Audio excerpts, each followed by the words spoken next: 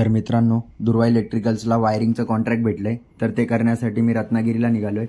तर माझ्याकडे मशीन वगैरे बरंच सामान होतं, तर दादाला बोललो जरा स्टेशनला सोड मला। तर त्याने मला स्टेशनला सोडलंय आणि मी ट्रेन पकडून आता ठाण्याला आलोय। तर माझ्यासोबत काम करायला वैजनाथ पण सोबत येतोय। तर तुम्ही बघू शकतात आमच्या क्लायंटने मस्त तेजस एक्सप्रेसचं तिकीट काढलं होतं, तर मस्त आराम करत चाललो होतो।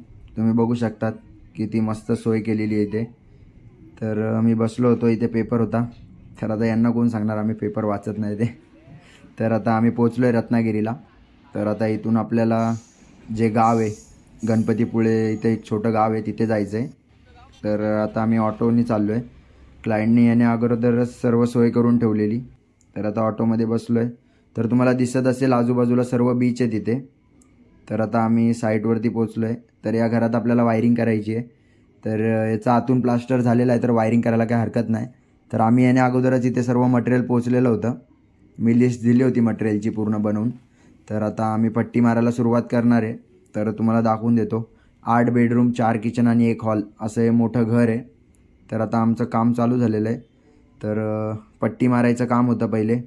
तर बोर्ड वगैरे फिट केलेत आणि पट्टी मारायला घेतली आहे। तर वैजनाथ पट्टी मारत होता, तर बोललो आपला व्लॉग बनवून घेऊ। आता ड्रिलिंग करतोय मी। तर आता सर्व आपली पट्टी मारून झाली, तर वायरिंग करायची वेळ आली, तर वायरिंग करायला घेतली आहे। हे काम करायला बरेच आम्हाला 3-4 दिवस लागले। तर सर्व पार्ट एकत्रच करून दाखवतोय। तर काम करून झालं, थोडंच बाकी होतं आपलं काम। तर मग बोललो चला जरा फिरून येऊ।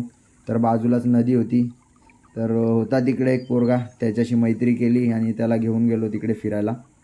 तर तिकडून आल्यानंतर अर्थिंगचं काम बाकी होतं, तर बोललो तेवढं करून घेऊ म्हणजे आपलं काम कंप्लीट होईल, तर आपल्याला निघता येईल। तर अर्थिंग झाली आपली।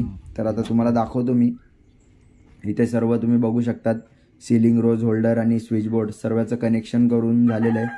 तर आपलं वायरिंग झाल्यानंतर काम असतं की जे काय आपण वायरिंग केली आहे ती सर्व एकदा टेस्ट करायची। आपलं काम इथे संपलेलं आहे। तर चला भेटूया नेक्स्ट पार्टमध्ये।